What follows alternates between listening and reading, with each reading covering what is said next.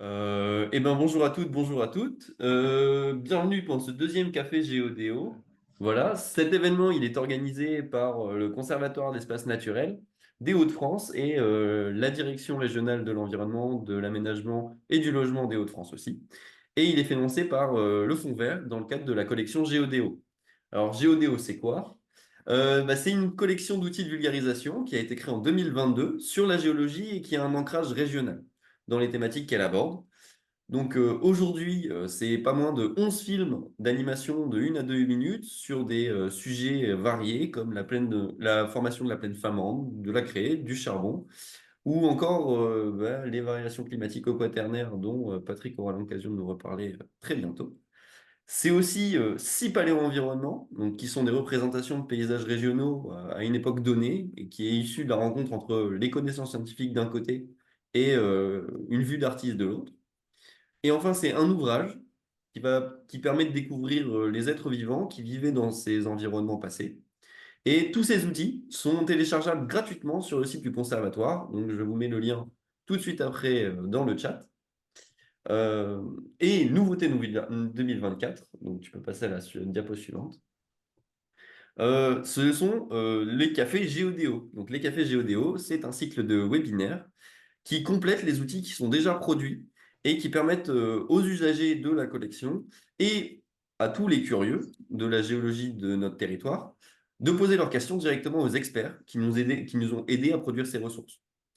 Donc, d'un point de vue pratique, ce webinaire, il est enregistré et cette captation sera rediffusée sur la chaîne YouTube du Conservatoire.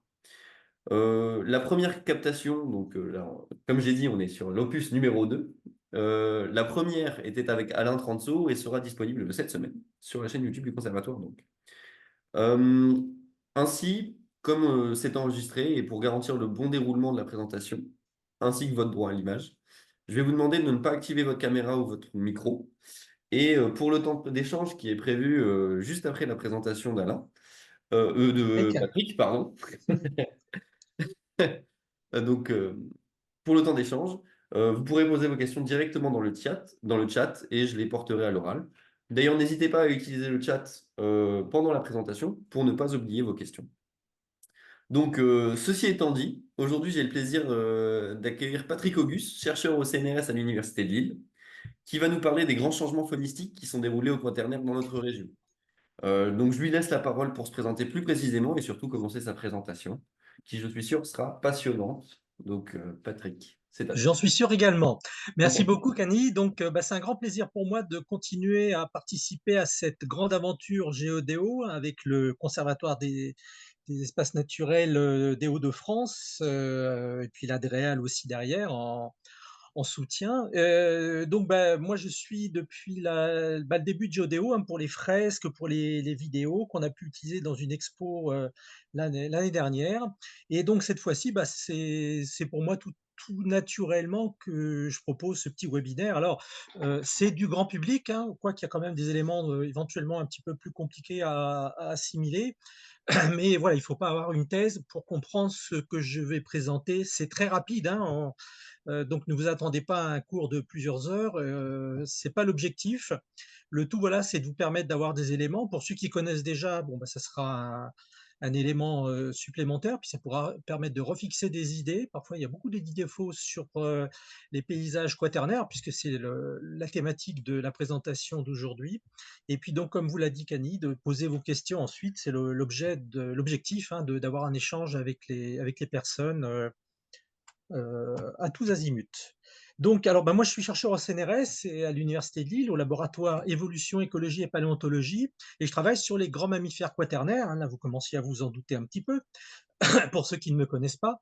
Et donc, moi, je travaille sur les aspects paléontologiques, c'est-à-dire l'identification des ossements et des dents des animaux, la reconstitution des écosystèmes du passé, et puis la datation des gisements en fonction du degré d'évolution des faunes.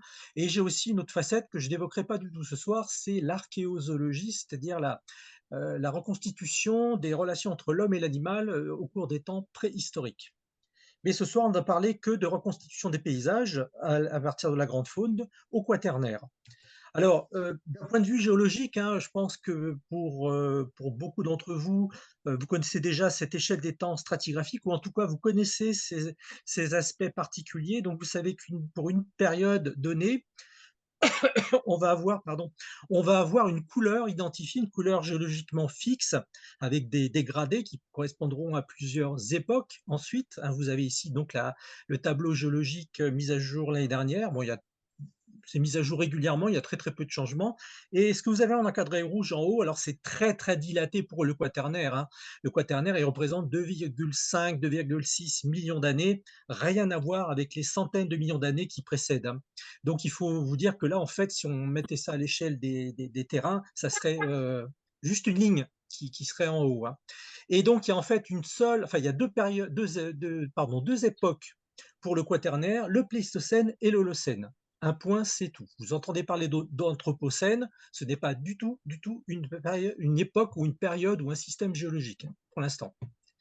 Voilà, donc ceci étant dit, donc on va s'intéresser à cette période-là et plus particulièrement pour les Hauts-de-France, parce que malheureusement, même si le quaternaire, ça a 2,6 millions d'années, on n'a pas d'éléments phoniques qui nous permettent, ni d'ailleurs beaucoup d'éléments géologiques qui nous permettent de remonter si loin. On va environ jusqu'à 1 million d'années où on commence à voir les premières traces d'occupation animale et puis les premières belles données géologiques et pas encore vraiment tout à fait les premières occupations humaines, hein. Alors, je pense que vous le savez, ce qui caractérise le quaternaire, c'est l'alternance des périodes glaciaires et des périodes interglaciaires. Au niveau des grands mouvements tectoniques, bon là, à l'échelle des temps géologiques, on n'est absolument pas concerné. Nous, ce qui va changer, c'est la paléogéographie. Et vous voyez tout de suite, donc à gauche de votre écran, donc pendant les périodes glaciaires, ce qui va vraiment caractériser la seconde partie du quaternaire depuis 1 million d'années, et pour être plus précis, depuis environ 600 000 ans, on va avoir le développement cyclique tous les 100 000 ans d'une période glaciaire qui va durer quand même pas mal de temps, mais vous verrez que c'est pas si simple que ça, avec en particulier pour nous, vous voyez qu'on est en position boréale et on n'est pas très très loin du pied des glaciers, hein, qui pouvaient descendre, vous voyez, très très bas au niveau de l'Angleterre, hein. On est vraiment donc en zone périglaciaire, ce qui va avoir donc des conséquences extrêmement importantes. Vous voyez tout de suite, la Manche disparaît, la mer du Nord également, ça devient un grand lac glaciaire, et donc le trait de côte est très très loin au large de la Bretagne. Ça, c'est pendant les périodes glaciaires.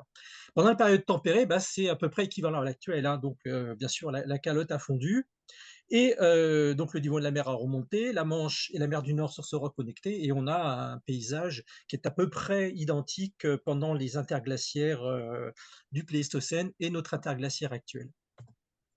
Alors, on a beaucoup de chance parce qu'évidemment, c'est une période relativement récente. On a beaucoup d'éléments de datation qui nous permettent d'avoir précisément donc les âges géologiques des différents événements. Donc, on peut suivre comme ça l'évolution des climats à la surface de la Terre et puis, bien sûr, à la surface de ce qui se passe dans notre région de manière température moyenne. Et alors, donc, je pense que vous le savez, donc, on est capable maintenant, grâce au carottage qu'on fait soit dans les sédiments marins, soit dans les calottes au Groenland ou en Antarctique, on est capable d'avoir des courbes d'évolution du climat. Du climat, c'est essentiellement la température avec les isotopes de l'oxygène 18, l'oxygène 16.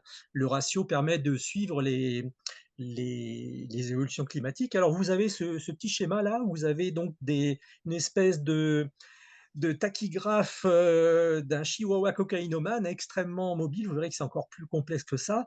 Donc vous avez les petites colonnes, alors là c'est rouge clair, qui correspondent aux périodes tempérées. Et en fait, vous avez le bleu, bah, c'est un peu comme vos robinets, c'est les périodes glaciaires. Et vous vous rendez tout de suite compte que depuis là, on a environ 400, 450 000 ans, bah, le quaternaire, c'est surtout du froid, surtout dans l'hémisphère nord, et en particulier donc pour les Hauts-de-France. Vous voyez, il y a une cyclicité d'environ 100 000 ans, donc ça on connaît très très bien. C'est un petit film géodéo qui vous permet de comprendre, hein, comme l'a évoqué Cani, donc je ne peux que vous inviter à aller visualiser ce petit film. Et alors ce qui est très intéressant, donc vous voyez donc là pour vous faire un petit point de repère, plus vous êtes haut la courbe du bas, hein, température de surface, plus vous êtes en période tempérée, vous voyez bien que les pics correspondent aux périodes tempérées. À ce sujet, donc vous voyez, nous on est complètement sur la gauche, presque au niveau de zéro, et vous voyez que notre interglaciaire actuel est plus bas enfin, moins tempéré, moins chaud, on va dire, que les interglaciaires du Pléistocène. Alors c'est moins chaud, vous voyez, c'est de 2 degrés, hein, c'est pas non plus, c'est pas tropical. Et puis inversement, bah, pendant les périodes froides, c'est pas, -50 degrés en moyenne, c'est, jusqu'à -8 au maximum glaciaire, il y a environ 20 000 ans. Et on a la chance quand on travaille dans les domaines, parce que ça donc c'est en domaine, je dirais, marin ou glaciaire, donc on n'a pas de restes, d'animaux ni de restes floristiques, et encore moins d'occupation humaine. Mais on a la chance d'avoir les corrélations avec les éléments végétaux, généralement par les pollens qui se conservent très, très bien, qui permettent bien d'identifier quel type de végétaux on a affaire. Globalement, on a des végétaux, pour simplifier, de type, arborescent, et des végétaux de type, herbacé. Arborescent, ben, en fait, vous avez ici le pic de la développement des forêts, vous voyez, qui est plus vous êtes haut, bah, plus vous êtes en une forêt extrêmement développée, et puis plus vous êtes bas, bah, vous êtes en période, en zone très, très découverte, steppique, hein. Je vous montrerai tout ça par ailleurs. Et donc, vous voyez une étroite corrélation entre le développement de la forêt pendant les périodes tempérées et le développement de la steppe pendant les périodes glaciaires. Ça, c'est un point extrêmement important. C'est ce qui va rythmer l'évolution du climat dans notre région depuis, on va dire 600 millions d'années à peu près. Autre élément intéressant, donc là, vous voyez, on reste plutôt jusque depuis 1 million d'années. Donc, vous avez là dans le schéma de gauche avec plusieurs éléments, des dénominations que l'on a dans la région, des terrains géologiques. Vous avez cette courbe, vous voyez, tachycardique là que je vous mentionnais, avec donc à droite là où c'est orangé, période tempérée, et dans le bleu, les périodes froides. Et vous voyez donc cette alternance régulière, depuis, bah, au moins 1 million d'années, et surtout l'accentuation à partir de vers 800 000 ans à peu près, où on a les cycles de 100 000 ans qui s'installent. Et puis après, quand on regarde dans le détail sur les derniers 120 000 ans, donc le dernier cycle, on va dire pour simplifier, dernier cycle interglaciaire-glaciaire, ben on se rend compte, vous voyez, donc c'est un détail de la courbe que vous avez en haut, ben on se rend compte que c'est extrêmement variable. C'est-à-dire qu'au sein d'un interglaciaire, vous allez avoir des périodes de refroidissement, et au sein d'une phase glaciaire, vous allez avoir des périodes de réchauffement. Tout ça, ça va être très vite, hein, alors très vite à l'échelle géologique, hein, ça peut se passer en quelques centaines d'années, voire même plus rapide pour certains épisodes de déglaciation en particulier, c'est-à-dire que ça peut être perceptible, pardon, à l'échelle humaine. Ça, c'est un point extrêmement important. Donc retenez bien ça, c'est cette variabilité constante à grande échelle, et puis aussi à l'échelle saisonnière, de ces climats dans les Hauts-de-France pour réduire à la zone qui nous intéresse. Alors, je vous ai parlé de la paléogéographie, donc voilà une carte des périodes froides qui reprend un petit peu celle qu'on a vue, mais qui reprécise un petit peu les choses. Donc en fait, nous, on se situe pendant les périodes froides avec un climat totalement différent, hein. Actuellement, on a un climat plutôt océanique, tempéré.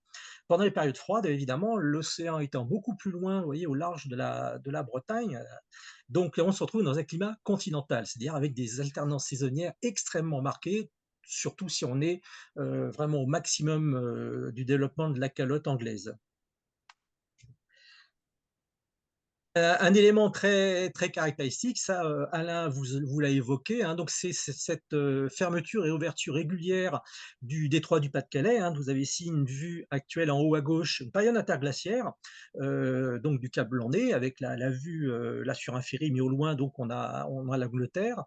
Donc la Manche a repris sa place, et puis la mer du Nord en haut. Et puis bah, vous avez la période glaciaire où, comme je vous l'ai mentionné, la Manche disparaît. C'est un cours d'eau qui se fait. Et donc là, bah, vous avez une steppe qui se développe entre l'Angleterre et la France, permettant donc aux hommes, aux animaux surtout, d'y être présents.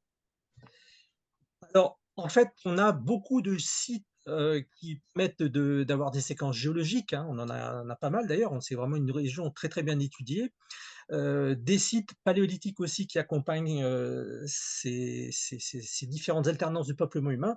En faune, c'est un petit peu plus pauvre, hein. Vous avez ici une liste à droite de sites, dans la France septentrionale, mais il y en a beaucoup qui sont dans les Hauts-de-France. Ce sont des sites qui ont livré de la faune, et comme j'adore toujours dire, les sites à faune, eh bien, ça parle. Donc concrètement, vous allez avoir la chance d'avoir dans ces sites des vestiges fauniques qui vous permettent d'identifier l'animal, son stade d'évolution, le paysage, donc la végétation à laquelle il est adapté, on va parler des herbivores, et puis de voir l'évolution pendant environ 1 million d'années dans la France septentrionale, c'est-à-dire aussi de manière générale dans les Hauts-de-France, qui sont vraiment, puisqu'on peut parler même de l'Europe du Nord-Ouest, où on a dans le Benelux, le partie comment dire, ouest de l'Allemagne et l'Angleterre, où on a des paysages et des faunes très similaires, hein. Donc c'est pour ça qu'on va faire une étude globale. Et ce qui est très intéressant de comprendre, hein, ça c'est un élément qui est toujours pas évident forcément pour tout le monde, c'est que les périodes glaciaires, donc je vais parler de ce paysage plutôt steppique et non pas le désert de glace comme on a l'habitude de le voir.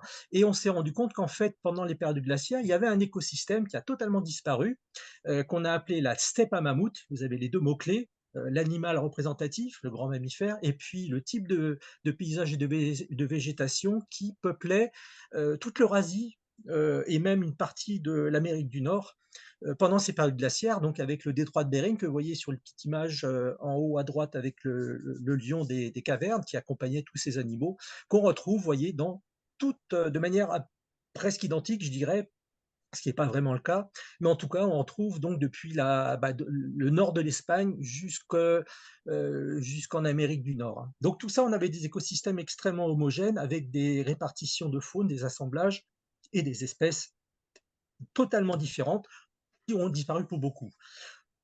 Alors, pourquoi on trouve des animaux même pendant les périodes glaciaires? C'est qu'il faut se remémorer puis comparer par rapport à l'actuel avec le paysage Holocène, où on a des paysages très séparés avec une zonation que peut-être certains d'entre vous connaissent au niveau végétal, qui oblige les animaux à se spécialiser et donc à être adaptés à un type de végétation. Donc vous allez avoir une diminution dans notre interglaciaire, je précise bien dans le nôtre, l'actuel, l'Holocène, qu'on ne va pas forcément rencontrer pendant les interglaciaires précédents.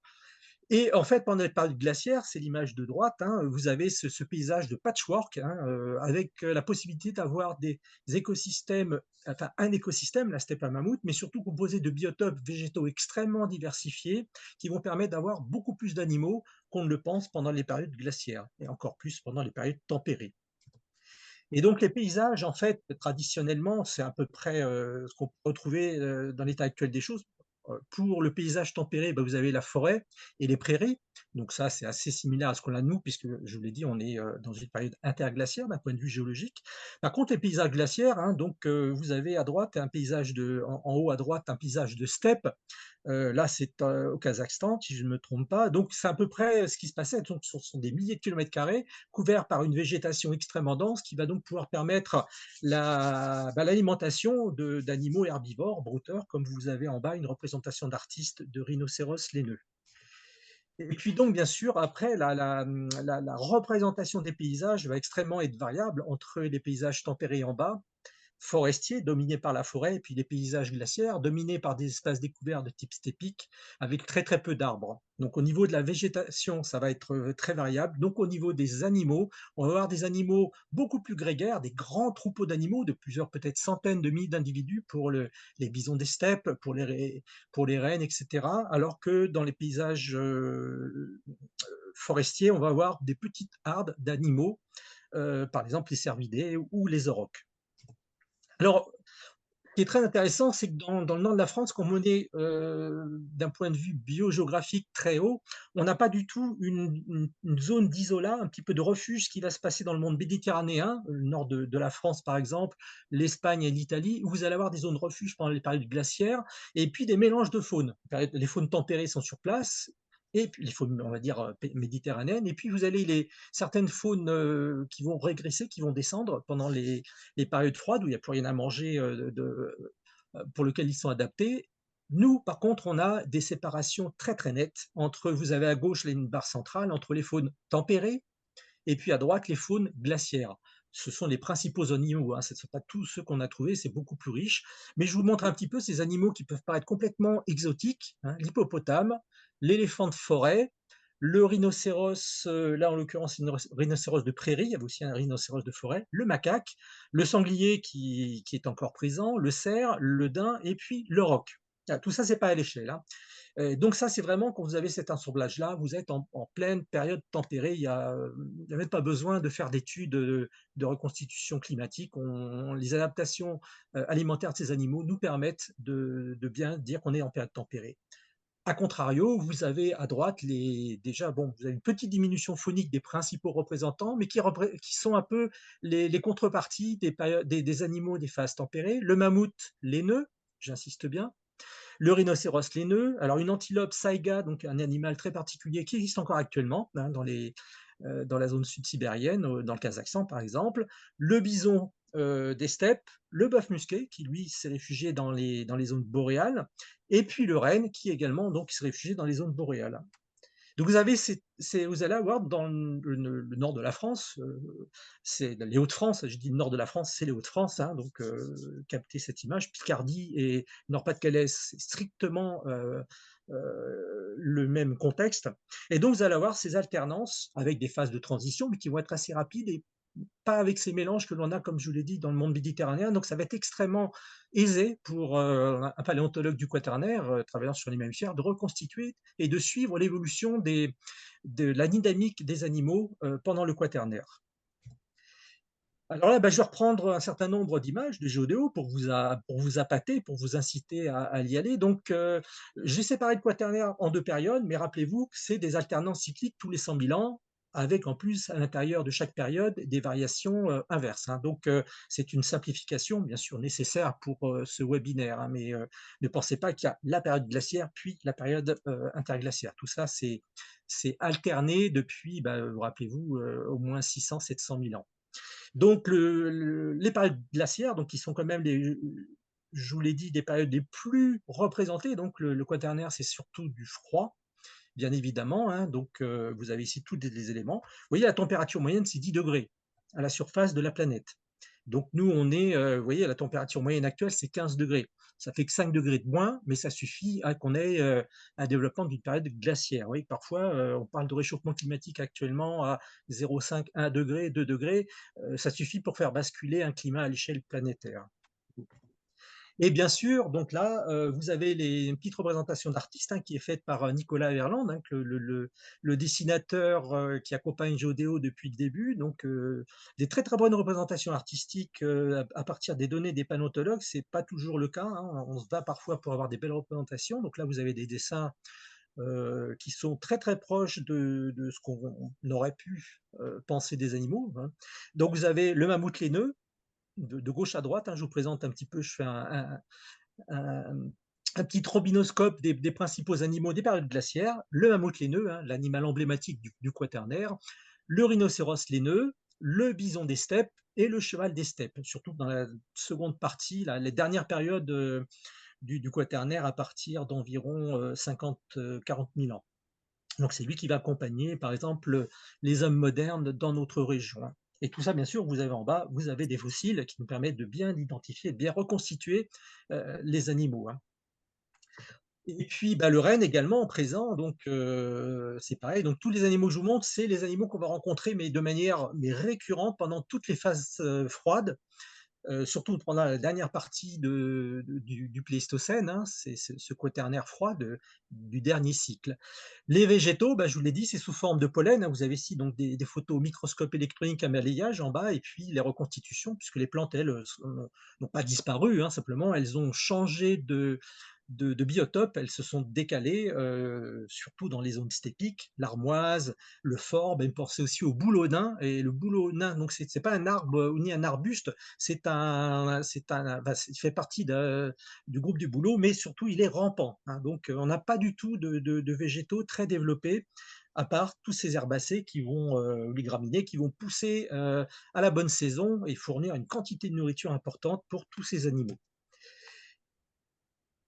Animal emblématique, vous voyez, le mammouth, on connaît par beaucoup, parce qu'on a des squelettes complets. On a bien sûr, vous le connaissez tous ces animaux conservés dans les pergélisols en Sibérie. Donc, on a pu reconstituer précisément les éléments. Un élément aussi important, vous voyez la taille des mammouths par rapport à un homme. Les mammouths n'étaient pas des géants, hein, c'était des grands animaux, mais de la taille des éléphants d'Asie actuelle.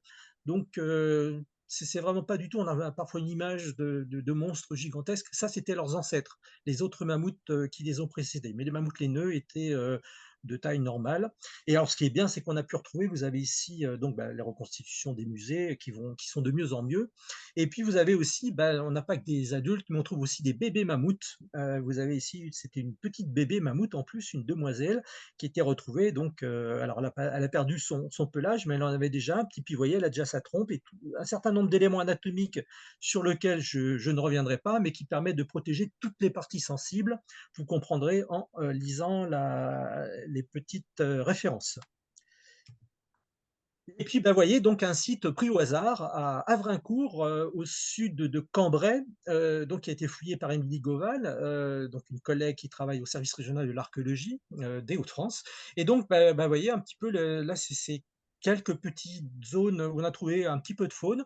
Mais vous voyez, la faune, elle est exactement celle que je vous ai présentée précédemment pour les paysages glaciaires. Le mammouth laineux, le bison des steppes, le rhinocéros laineux, le cheval des steppes, et puis en plus, on avait la marmotte qui est un animal qui vivait dans les lœss, hein, vous voyez donc le type de sédiment qui est un lœss typique de ces périodes froides. Et puis donc la reconstitution des paysages glaciaires, donc là vous avez une des fresques qui a été faite dans le cadre du programme Géodéo, avec les animaux que je vous ai présentés, des carnivores également, et puis les hommes de Néandertal qui vivaient pendant une majeure partie de ces périodes dans la région, puisqu'on a trouvé aussi des fossiles, vous le verrez.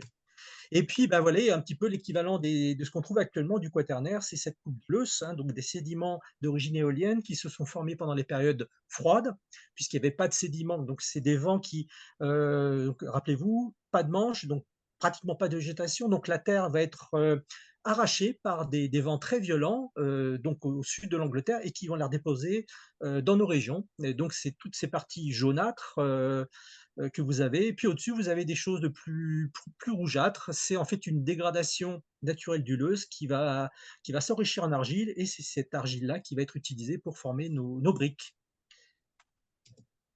On passe à la période interglaciaire, donc beaucoup plus rare, mais qui va être assez importante. Vous voyez, température moyenne, comme actuellement, environ 15 degrés. Hein. Donc, rappelez-vous, 10 degrés pour les périodes froides, 15 degrés pour les périodes tempérées. Vous voyez que je vous disais que quelques degrés suffisent. Hein. C'est le cri d'alarme de beaucoup de climatologues actuellement, c'est de dire que c'est pas parce que c'est 0,5 ou 1 degré ou 2 degrés, et quand on voit le temps actuellement, on se dit ça serait bien d'avoir 2 degrés de plus. Là, on parle de température moyenne à l'échelle du globe, et on se rend compte que ça peut devenir extrêmement prégnant. Je pense au niveau par exemple, de l'évolution des traits de côte dans notre région, avec le recul des côtes, des falaises, et puis l'entrée de la mer dans le triangle Calais, Dunkerque et Saint-Omer. Alors là, vous avez ce que je vous ai déjà mentionné tout à l'heure, les contreparties tempérées, donc des animaux qui vivaient plutôt dans les forêts ou les prairies. Le roc, le bœuf primitif, l'ancêtre de nos bovidés actuels, hein, donc qui était beaucoup plus gros que l'actuel, vous verrez une représentation tout de suite après. L'éléphant de forêt, qui n'est pas du tout l'ancêtre de l'éléphant actuel, c'est son cousin de l'éléphant d'Afrique, donc qui vivait en forêt, qui était assez massif. Hein, certains individus pouvaient atteindre 10 et dépasser même les 15 tonnes. Donc vous voyez, c'est quand même un joli petit animal. L'hippopotame, alors ça, quand on le mentionne aux gens que l'hippopotame est un animal tout à fait courant, qu'on rencontre quasiment pendant tous les interglaciaires tempérés jusqu'en Angleterre, le dernier interglaciaire, il y a environ 120 000 ans, il y avait des hippopotames dans la Tamise. On en avait dans la Seine, on en avait aussi dans la Somme. Il faut déjà un petit cours d'eau assez conséquent, mais voilà, donc c'est un animal tout à fait courant, donc on retrouve. Et puis vous avez, donc là, c'est pas le rhinocéros de prairie que je vous ai présenté, mais un autre de ses cousins, c'est le rhinocéros des forêts, qui lui, alors, là, vous n'avez pas l'échelle, mais c'est un animal qui pouvait atteindre la taille d'un éléphant. Hein, vous voyez, donc rien à voir avec les rhinocéros actuels, c'était vraiment une gigantesque bête, mais qui fait partie quand même du fond de la faune quaternaire. Un autre animal aussi qui a disparu, qui a été réimplanté, c'est le daim européen, qui est vraiment un très très bon marqueur écologique.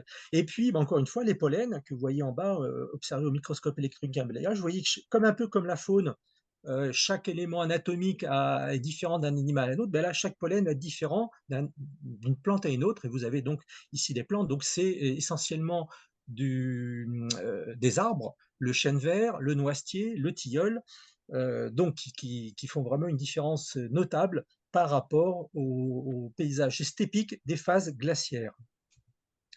Alors le roc, un peu comme le mammouth, j'ai fait un petit zoom dessus, c'est un animal extrêmement répandu pendant toutes les périodes tempérées, et puis il faut savoir qu'il a disparu. Les derniers aurochs ont été tués seulement il y a moins de 400 ans. Donc c'est un animal qui a apparu il y a environ 1 million d'années en Europe et qui aurait pu vivre encore s'il n'avait pas été chassé par les hommes et si son milieu de vie n'avait pas été exploité pour l'agriculture en particulier, hein. Donc c'est un animal qui a disparu, mais qui a donc été vraiment complètement contemporain de tous ces interglaciaires, comme le mammouth pour les périodes glaciaires. Vous voyez quand même une taille par rapport à un homme de Néandertal. En bas à gauche, vous voyez que c'était quand même un animal qui, pour les plus grands mâles adultes, pouvait atteindre 2 mètres au garrot et peser 1 tonne. Et malgré tout, c'est un animal qu'on va rencontrer constamment, y compris dans les restes de boucherie des sites néandertaliens. Alors, ben, enfin, un animal en particulier, excusez-moi de l'expression, mais c'est un mammifère, hein, donc avec des implications aussi écologiques. C'est l'homme de Néandertal, et on a la chance dans les Hauts-de-France d'avoir un représentant parmi les plus anciens que l'on connaisse d'homme de Néandertal, dans le site de Biach-Saint-Vaast, pour ceux qui connaissent, entre Arras et Douai, où des fouilles de 76 à 82 ont permis de mettre au jour 2 crânes humains. En haut à droite, vous avez une calotte qui représente une partie seulement de ce qui avait été découvert, parce qu'on a aussi des dents. Là, c'était au moment de la fouille. Et puis, alors là, j'en suis assez fier, c'est ensuite au milieu et puis en bas, 2 vues différentes, du second crâne de Biach que j'ai identifié au moment de ma thèse, qui était mélangé avec la faune. Et donc, c'est un grand moment pour un paléontologue de retrouver un crâne humain, donc 240 000 ans. Imaginez un petit peu, c'est vraiment les plus vieilles occupations néandertaliennes associées avec une faune très enfin, tempérée. Et puis, vous avez une chimère à droite de reconstitution, Méline, qui vous montre un peu l'aspect que pouvait avoir ce néandertalien, qui était repris dans les fresques de Géodéo. Vous voyez par exemple le site de Caour, qui se situe juste à côté d'Abbeville, que l'on fouille depuis 2005 avec des collègues de l'INRAP et du CNRS. Et vous avez, vous voyez, je vous disais tout à l'heure, un assemblage phonique dans les Hauts-de-France. Immédiatement, vous pouvez tout de suite penser de quelle période il s'agit: du cerf, quelle période de type climatique, du cerf, du daim, du chevreuil, du rhinocéros de prairie, du sanglier, de l'auroch, un cheval, mais un cheval de forêt, c'est pas le cheval des steppes des périodes glaciaires, plus du carnivore ubiquiste. En fait, immédiatement, maintenant, vous commencez à comprendre qu'on a cette association phonique qui vient du même niveau archéologique aussi, contemporain de Néandertal. On a trouvé aussi des vestiges de Néandertaliens en cours de publication, donc à Cahors, c'est 120 000 ans. Hein, on est dans le dernier interglaciaire avant le présent, qui était 2 degrés 1 à 2 degrés plus chaud que l'actuel, et on est quasiment en pleine forêt, et vous avez tous ces animaux qui vous permettent vraiment d'identifier de manière très, très précise le type de paysage et le type de climat dans lequel ces animaux évoluaient, et dans lequel l'homme de Néandertal évoluait également, hein, puisqu'il est toujours en filigrane de nos études. Donc, comme pour les périodes glaciaires, vous avez une proposition de reconstitution d'une allée interglaciaire de notre région, hein, avec, vous avez un petit peu les principaux acteurs que je vous ai présentés. Toujours Néandertal, qui est un personnage ubiquiste. Il s'en sort aussi bien en période glaciaire qu'en période interglaciaire. Même là, c'est Cahors, on est au maximum du tempéré, donc il est présent en pleine forêt. Donc, c'est pas du tout l'homme du froid comme on l'avait décrit il y a encore très longtemps, hein. Et puis, voilà, par exemple, un site qui est au nord de Douai, enfin à côté de Douai, à Oisier, où on a pu trouver une tourbe interglaciaire contemporaine de Cahors, du site que je vous ai mentionné, où on a trouvé, donc là, ça c'est extrêmement important, du matériel très très bien conservé dans la tourbe, il n'y a pas eu de dégradation bactérienne, donc on a trouvé des éléments d'un barrage de castor avec du bois végétal, plus des animaux tout à fait caractéristiques de la période interglaciaire, et puis également une occupation humaine. Donc ça, c'est toujours très important, c'est constamment, l'homme va être présent, je vous l'ai dit, en filigrane, mais c'est plus qu'en filigrane, puisqu'il va être souvent responsable de l'accumulation des ossements qui vont nous permettre de pouvoir étudier l'évolution de ces climats, de ces paysages et de ces renouvellements fauniques depuis plusieurs centaines de milliers d'années, spécifiquement dans notre région, mais encore je vous l'ai dit, c'est l'Europe du Nord-Ouest en particulier. Le monde méditerranéen est totalement différent. On a plus d'affinités presque avec, en allant vers l'est du continent eurasiatique qu'en allant vers le sud. Donc ça, c'est un point extrêmement important des choses. Rappelez-vous la steppe à mammouth, hein, c'est un petit peu ça. Si on a des paysages qui n'existent plus maintenant, que certaines personnes essayent de tenter de reconstituer avec la reconstitution même de mammouth, etc. Sauf que l'espèce a disparu. On fera un ersatz de mammouth, mais on ne fera pas de mammouth. Et l'écosystème, c'est pareil, on ne pourra pas le reconstituer. Alors, je ne sais pas si j'ai été trop vite ou pas assez vite. Mais sinon, voilà un petit peu grosso modo un résumé de ce qu'on peut dire, ce qui va nous laisser, je pense, pas mal de temps. Je n'ai pas du tout d'horaire. Kenny, si tu peux. Ouais, bah non, on a encore une grosse vingtaine de minutes Ah bah c'est parfait. Ah bah donc pour pouvoir discuter. Donc, bah merci beaucoup pour ta présentation. J'ai trouvé ça très clair et j'ai d'ores et déjà plein de questions de mon côté, mais je vais vous laisser. Donc, je vous rappelle le fonctionnement. N'hésitez pas à faire remonter vos questions via le chat pour que je puisse les poser à Alain non, c'est toujours Patrick, hein. Pardon, je suis Non, non, fatigué. non, mais bon, tu as des préférences, je comprends, hein. Je suis désolé. J'ai commencé à 6h30 ce matin. La fatigue me prend. Mais j'ai quand même plein de questions et qui ne concernent pas le détroit du Pas-de-Calais. Bah, le temps que les premières questions arrivent sur le chat, je peux peut-être ouvrir le bal. Vas-y donc. Euh, la première question que je me suis posée, c'était au début de ton exposé. Tu nous as dit qu'il n'y avait pas de traces de faune entre 2,5 et 1 million d'années environ. Dans notre région, en Dans effet. notre région. Ah, mais on a quand même un enregistrement. Alors, même au niveau géologique, hein, je l'ai précisé, on n'a pas beaucoup de terrains qui se forment à cette époque. Par exemple, les grands cours d'eau ne vont commencer leur creusement alors, avant 1 million d'années, mais enfin, bon, les phénomènes vraiment visibles encore actuellement, ils remontent à 1,2, 1,3 million d'années, même je pense à la Normandie, donc de manière générale, la France septentrionale. Même en Angleterre, on a des éléments qui ne sont pas beaucoup plus anciens non plus.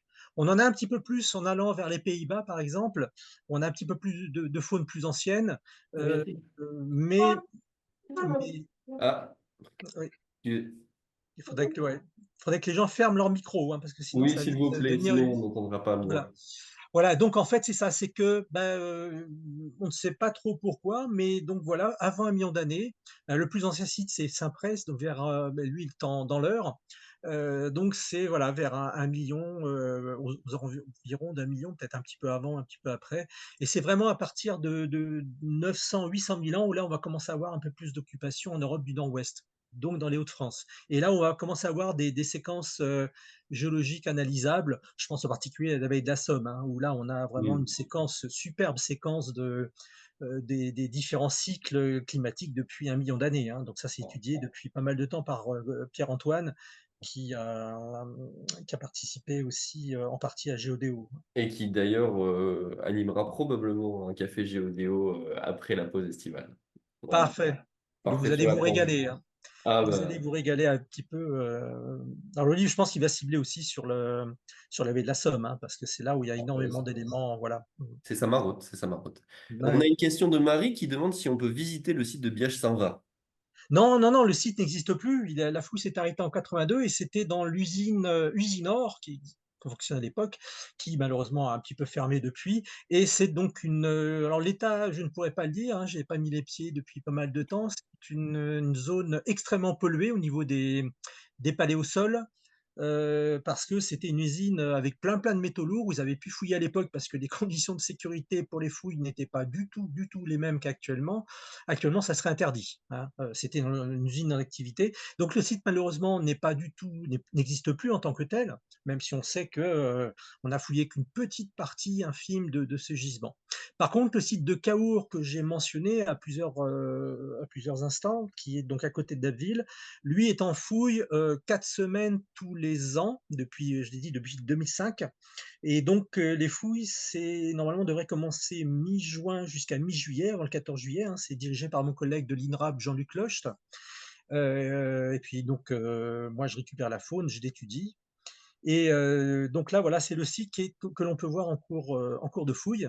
On n'a pas de problème avec le coût des fouilles, donc on en profite.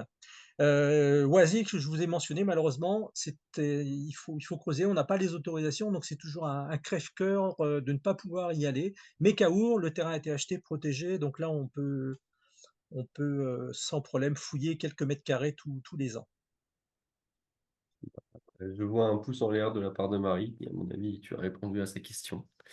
Une nouvelle question de Franck Boutmy, qui demande si les fossiles qui ont été trouvés sont exposés dans la région, et est-ce qu'il y en a dans le muséum de Lille? Oui, Alors, Fahrenheit. le muséum de Lille est fermé, oui, il est fermé maintenant Oui, pendant 2 ans, puisqu'il va être rénové, il va y avoir une reconstruction même architecturale de ce musée, donc c'est pas accessible. Il y a quelques éléments fossiles dedans qui sont très, très peu riches, on va le dire, hein, et malheureusement, il n'y a pas d'autres lieux d'exposition dans les Hauts-de-France. C'est un gros problème pour des fossiles quaternaires. Alors, par contre, actuellement, on a la chance d'avoir 2 expositions, une à Amiens au musée de Picardie et une à Douai au musée Archéos, qui va d'ailleurs faire objet d'une visite par la Société géologique du Nord à laquelle j'appartiens et que je dirige un petit peu, donc samedi prochain. Donc, le musée Archéos est à Douai, c'est une expo sur Néandertal dans le Douaisis, de 240 000 ans à 40 000 ans, hein, 200 000 ans d'histoire. Pareil, alternance climatique, ça c'est l'élément majeur. Donc si vous avez envie de voir, c'est jusqu'au 7 juillet, hein, donc ne traînez pas trop. Et à Amiens, par contre, là c'est une belle exposition sur la vallée de la Somme, donc c'est bien régionalisé. Donc depuis là, 650 000 ans, le fameux site d'Abbeville à Moulins-Quignon, jusqu'au Mésolithique, donc c'est-à-dire le début de notre interglaciaire Holocène, des derniers chasseurs-cueilleurs de la préhistoire. Donc là, c'est jusqu'au mois de septembre. Donc là, vous avez encore l'occasion d'y aller, même cet été. Donc Douai et Amiens, vous avez du matériel paléontologique et archéologique de mammifères présenté, mais seulement pendant la période de ces 2 expos. Donc c'est un gros problème, hein. Donc le muséum de Lille, en plus, bon, je ne vais pas rentrer dans le détail, mais enfin, c'est pas évident au niveau de la gouvernance pour simplifier les choses et de nommer personne.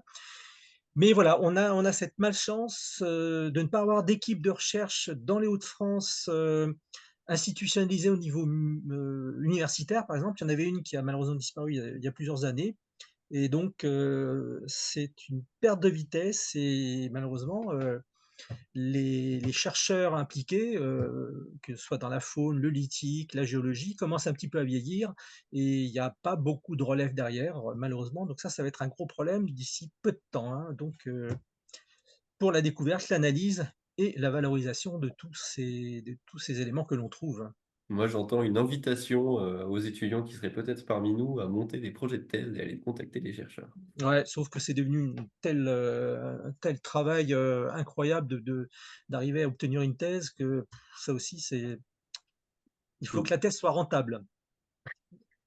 Donc une thèse sur le Euh, quaternaire, malheureusement, voilà, c'est pas évident de la faire prioriser, quoi. Il faut jouer avec des mots-clés. mm. On a d'autres questions. On a beaucoup parlé du Nord. Qu'en est-il de l'extrémité sud de la Picardie? Alors c'est comme je l'ai dit, hein, moi je parle du nord de la France, mais c'est une dénomination très ancienne. C'est les Hauts-de-France de manière générique. Le sud de la Picardie est très proche, identique. On trouve les mêmes faunes que chez nous. Que je dis, on trouve les mêmes faunes en Normandie, en Bretagne, jusqu'en Alsace et dans le bassin parisien également, hein. Donc après, pour des raisons géographiques actuelles, on restera un petit peu. Moi, je travaille sur la France septentrionale.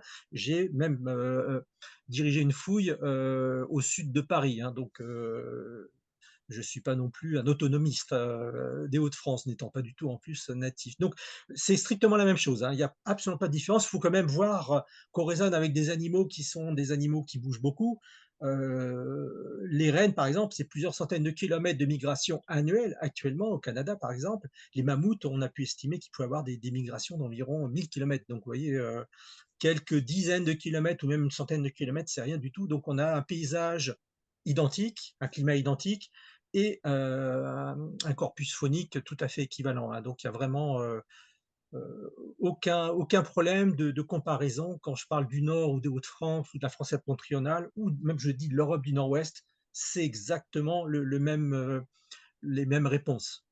D'accord. Bon, bah, je suppose que ça répond très bien à la question, du coup. Une question, d'ailleurs, super intéressante, on y avait pensé avec Gaël. Est-ce qu'il y a des traces d'oiseaux? Oui, oui, oui. Alors, c'est vrai que les oiseaux sont souvent les parents pauvres parce que, bah, ils sont pas très, très riches dans les assemblages, osseux, hein, qu'on trouve, hein, sont toujours très, très peu. Puis il y a toujours une incertitude d'identification parce que en fait, on trouve rarement, bah, des ossements complets. Souvent, malheureusement, les os ne sont pas très, très caractéristiques. Par exemple, je me rappelle pour Oisier, il y avait beaucoup d'os dans la tourbe de canard, sauf que canard, vous avez, une douzaine ou une En quinzaine effet. d'espèces, donc on a des problèmes d'identification. Mais en effet, il y a toujours des oiseaux qui sont là aussi, un peu comme l'un de Néandertal en filigrane. On en trouve toujours un petit peu, avec l'incertitude de savoir s'ils font partie de la faune naturelle, entre guillemets, dans les sites paléolithiques, donc les sites à Mhm. occupation humaine, ou bien s'ils font partie éventuellement des restes de boucherie. Et par exemple, à Oisier et à Caour, pendant le dernier interglaciaire, on a des marques de découpe sur des os d'oiseaux, pas de grande taille, hein, mais bon, et ça, c'est des choses qu'on met en évidence, mais c'est extrêmement rare. Mais ils sont quand même présents, comme les tortues, comme les rongeurs, les castors. Tous ces animaux-là sont présents de manière naturelle. Les loutres. Donc, on a vraiment des paysages assez riches, des petits carnivores aussi qui sont assez rares, mais qu'on a la chance de pouvoir voir un petit peu.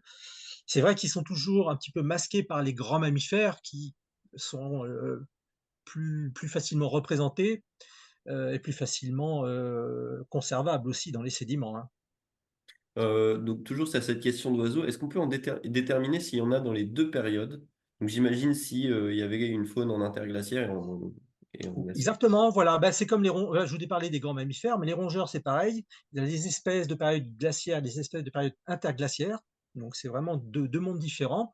Je vous ai parlé de la marmotte, par exemple, qui est vraiment un animal, pas la marmotte de montagne, mais la marmotte des steppes, qui est venue, donc, qui vivait dans l'équivalent des steppes. Donc, ça tombe bien, parce que c'était pendant les périodes glaciaires, la steppe à Hamoud. Alors, c'est un gros rongeur.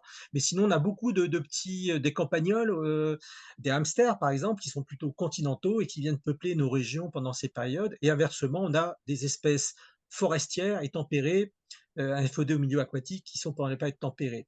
Donc tous ces animaux sont présents et puis, bah, les oiseaux, c'est pareil. Alors on a beaucoup plus d'oiseaux en période tempérée quand même. On voit que c'est un de toute façon les périodes tempérées, sont naturellement des périodes de biodiversité, bien plus importantes, hein, que les périodes glaciaires, hein. Donc on a beaucoup moins d'animaux. On a quelques oiseaux, mais qui sont beaucoup plus rares, pour des raisons aussi de présence et de conservation, hein. On n'a pas un site tous les mètres, hein, donc il faut avoir la chance de tomber dessus aussi, hein. Donc surtout des grands mammifères, on trouve des restes de mammouth à tir-larigot de manière bien plus évidente que des harfangs des neiges pour les périodes glaciaires, hein. Ah bah, je vois que la réponse convient tout à fait. Il y a Jessie qui nous pose une question. Où est conservé actuellement le mammouth de là et y a-t-il un projet pour l'exposer à nouveau? Oui, alors c'est une vieille histoire, hein. Donc c'est un mammouth qui a été découvert, pour ceux qui ne connaissent pas, en 1905 et publié en 1908 par un paléontologue, Georges Pontier, un paléontologue amateur à l'époque, hein. Donc c'était pas du tout un universitaire ou un chercheur, hein. C'était un paléontologue amateur, mais qui était une sommité, spécialiste des éléphants reconnus dans le monde entier. Et il avait découvert donc à côté d'Arques, donc ce mammouth subcomplet. Alors on dit qu'il est complet, c'est pas vrai. Il y a beaucoup d'éléments qui manquaient. Donc on l'a remplacé. Alors pendant longtemps, il était au musée de Boulogne-sur-Mer, présenté de manière plus ou moins moyenne. Et puis il y a plusieurs années, donc au millénaire dernier d'ailleurs, il a été démonté parce que le musée allait se rénover. Puis bah, tout ça, ça gênait un petit peu les conservateurs qui voulaient s'en débarrasser. Et ça a été récupéré par donc le centre de conservation et d'études archéologiques à Dainville, à côté d'Arras, hein, qui dépend du Pas-de-Calais, qui a récupéré donc tous les ossements de ce mammouth de là. Voilà, c'est la rivière qui coule encore actuellement. Et donc actuellement, il est démonté dans des caisses et donc il avait été inventorié, etc. On s'est rendu compte qu'il y avait beaucoup d'éléments qui étaient, par exemple, des côtes qui étaient en bois, etc. Il y avait des raccords qui avaient été faits en plâtre. Donc ça, actuellement, voilà, il est protégé, je dirais, ça c'est une excellente chose. Et alors il y a plein de projets, qui tournent depuis des années, sur son devenir. Alors, le remonter à Dainville, il n'y a pas forcément la place, c'est quand même un bel animal et puis ça prend une stature quand même, dont donc le centre de comment dire? Le CCE, Centre de conservation et d'études, qui est à Dainville, qui est visitable, hein, il y a des expos. Donc il y a un projet qui avait été fait, mais malheureusement ça a capoté, d'avoir l'animal qui accueillerait les visiteurs au muséum de Lille, capoté. Et puis, bah, la ville de Boulogne souhaiterait se réapproprier l'animal, dont elle ne souhaitait que se débarrasser pendant, des décennies. Et donc pour l'instant, c'est pas tranché. Et il y a un aspect, scientifique, un aspect valorisation, puis je pense un aspect géopolitique pas négligeable, hein. Donc pour l'instant, voilà, il est préservé, sauvé dans des caisses, démontées et remontables, assez aisément. Bon, il y aura besoin de faire un petit lifting quand même parce que c'est un montage style début 19e, début 20e siècle, hein. Donc Oui, besoin d'accord. de faire plutôt de la résine et des maintiens, un peu transparents plutôt que des grandes tiges de fer, hein. D'accord. Voilà pour Jessie. Eh ben, je ne connaissais pas cette histoire, mais c'est Mmh. intéressant. Une autre question de Will. En période glaciaire, les animaux proches des glaciers étaient-ils les mêmes que ceux en plus bas, comme l'oise par exemple? Tout à fait. Là, je l'ai dit, c'est exactement, rappelez-vous la répartition de la steppe à mammouth au maximum glaciaire. Vous aviez les mêmes animaux, non seulement, du nord des Hauts-de-France ou du sud, mais de la Bretagne jusqu'en Amérique du Nord, hein. Vous voyez? Donc dans tout l'hémisphère nord, hein.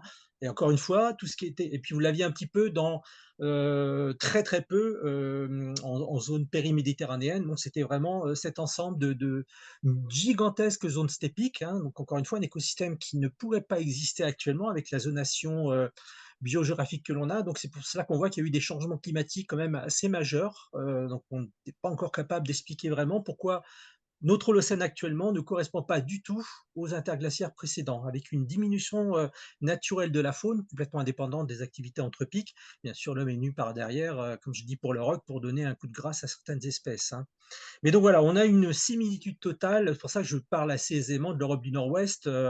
On a vraiment les mêmes animaux, le même cortège que je vous ai montré, mammouth laineux, rhinocéros laineux, bison des steppes, cheval des steppes, et renne. Donc ça, c'est vraiment les animaux, phares et le groupe, des animaux qu'on va rencontrer, de manière, identique dans toute notre région. Et je vous dis même les Hauts-de-France, l'Île-de-France, hein. Donc Oui, bah, pas d'ambiguïté. même la Bretagne, si j'ai bien Ah oui, compris. oui, voilà. Donc aucun problème là-dessus. C'est ce qui fait, je l'ai dit tout à l'heure, l'intérêt aussi de notre région, c'est qu'on a cette alternance aussi, ces césures de faune avec très, très peu de faune, de période, intermédiaire, quand on a fin de période glaciaire ou fin de période tempérée, hein. Bien sûr, ça se passe pas du jour au lendemain, poup, puis les animaux, partent, voilà. On a quelques vœux, mais très rapidement, les animaux étant adaptés à un type de végétation, comme je vous l'ai mentionné, bah, ils vont suivre le retrait ou l'avancement de la végétation de l'ouest vers l'est pour, ouest vers ouest pour ce qui est steppique et du nord vers sud pour ce qui est forestier, hein. Donc ça, c'est vraiment quelque chose qu'on met en évidence, avec la grande faune simplement, les rongeurs aussi depuis, environ, 650 000 ans. Donc on suit vraiment les rythmes, des alternances glaciaires-interglaciaires. Ok. Alors, il n'y a pas d'autres questions. J'en pose juste une parce qu'elle me vient là dans ce que dans ce que tu disais. On a une idée de l'échelle temporelle de ces transitions Alors c'est assez variable, puis vous l'avez vu, il y a transition globale et puis vous avez vu cette variation, incroyable, que les gens ne se men ils pensent que c'est, pour ça que j'ai dit que c'était pas du tout homogène. Vous n'avez pas une période glaciaire, boum, pendant, 90 000 ans et puis une période tempérée pendant 10 000 ans. Au sein de ces variations, donc on peut avoir parfois en quelques dizaines d'années, centaines d'années, des refroidissements, au contraire des périodes tempérées, avec justement une période plus sèche ou plus humide. Vous allez avoir la forêt qui peut régresser. Donc les animaux tempérés qui étaient là en pleine interglaciaire ou en période tempérée, ils vont revenir au niveau méditerranéen, enfin dans les zones plus refuge plus au sud. Et puis, bah, vous allez à un retour des flores de type steppique, puis bah, les animaux qui vont revenir un petit peu. Donc, il peut avoir ces petits éléments qui peuvent varier, ou parfois des animaux qui essayent de rester. On a parfois le cas où on a du loess, donc avec encore un peu de rock, mais on n'a plus d'autres animaux. Donc, on voit que les animaux essayent, ceux qui sont un petit peu plus adaptatifs, vont essayer de rester, vont réussir à rester. Et puis après, bon, on va avoir assez vite un départ de ces animaux, une migration, parce que on n'a aucune série de faune continue. Ça, c'est quelque chose qu'il faut bien comprendre dans notre région. Toutes les faunes actuelles, vous voyez, le sanglier, le cerf, le chevreuil, tout ça, c'est des animaux qui sont revenus après la dernière période glaciaire, qui ont recolonisé les forêts très importantes au niveau de l'Holocène, avec le roc, etc. Puis d'autres animaux que l'on a plus ou moins encore présents dans nos forêts, le peu qu'il en reste.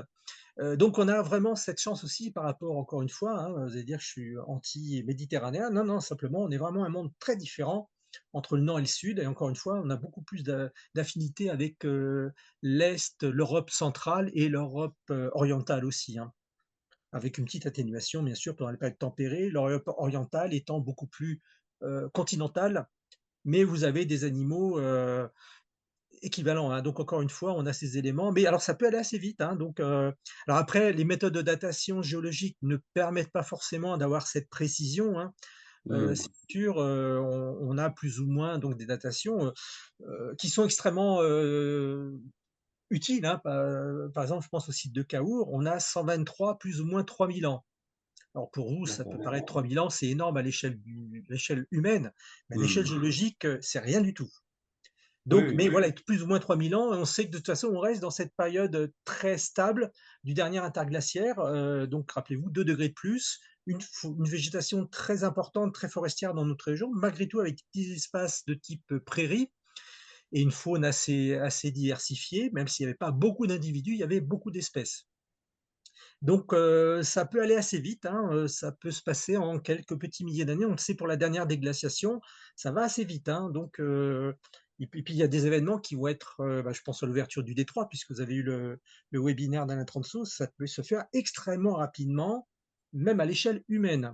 Il y a quelque chose qui idem de nouveau la jonction entre la mer du Nord et la Manche, au Tardiglaciaire, c'est pareil, quelque chose qui a dû se faire très rapidement. Il y a même certains collègues pour lesquels je ne suis pas du tout, que ça soit rentré un petit peu dans ces phénomènes de montée du niveau de la mer qui se passent à l'échelle de l'hémisphère nord, soit un peu responsables des mythes du déluge. Hein. Donc les hommes auraient perçu en une génération la montée de l'eau de plusieurs mètres.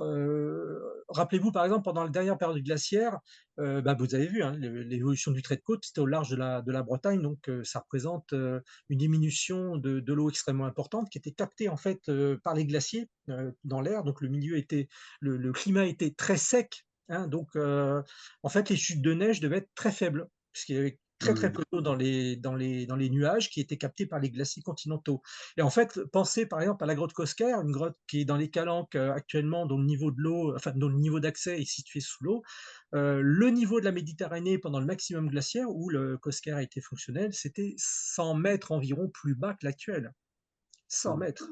Ouais. Vous voyez, donc il y a même en Méditerranée, il y a eu un phénomène extrêmement important, donc qui s'est fait assez rapidement, hein, je dirais en quelques centaines d'années. Bon, c'est beaucoup à l'échelle humaine, mais c'est rien du tout à l'échelle climatique ni à Hmm. l'échelle géologique. C'est ça, quand je vois les problèmes d'inondation, les commentaires des habitants et des journalistes, c'est un petit peu navrant parce que les gens viennent nous dire oui, ça fait 60 ans, 70 ans que je suis là, j'ai jamais vu ça. Oui, mais vous auriez vécu il y a 80 ou 100 ans, vous l'auriez vécu déjà. Donc c'est pas du tout la même échelle climatique. Et puis aussi, il y a eu des changements dans l'occupation de l'espace. On a fait des champs gigantesques, on a retiré des haies, donc on a construit dans les lits des rivières. C'est quand même un petit peu ballot, quoi. Donc on a tout fait pour que on soit en inondation, et ce qui risque malheureusement d'être le cas de plus en plus, hein. Les rapports officiels tombent de plus en plus maintenant, où c'est inéluctable. On pourra réduire, mais pas empêcher. Oui.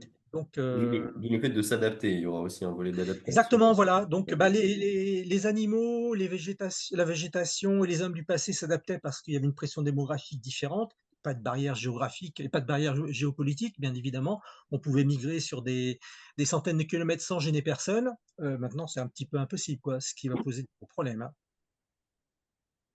Ouais. Bon. Eh ben, écoute, il est 18h05. Je crois que nous Parfait. rentrons tout pile dans le cadre prévu. Donc, c'est Oui, parce fantastique. qu'on a commencé en plus à 17h05, donc vraiment. C'est assez beau. Mais Voilà. c'est ça le monde des professionnels, que veux-tu? Eh ben, encore merci beaucoup, Patrick, pour ta présentation. C'était vraiment très intéressant. Je vois beaucoup de merci dans le chat. Donc, effectivement, je crois que ça a pas mal plu. Donc, voilà. Concernant le prochain Café Géodéo, alors les cafés Géodéo vont faire une pause pour l'été, les chercheurs ayant des vacances à prendre, moi pareil, et toute l'organisation. Mais nous arrivons à la rentrée, et le programme sera mis à jour sur la page du CEN. Et si vous êtes d'accord, si vous avez coché la case que vous êtes d'accord, sur le formulaire d'inscription, vous recevrez les informations directement dans votre boîte mail. Voilà. Donc, je vais vous souhaiter une bonne soirée. Encore merci Patrick pour ta présentation. Puis, je vais stopper l'enregistrement.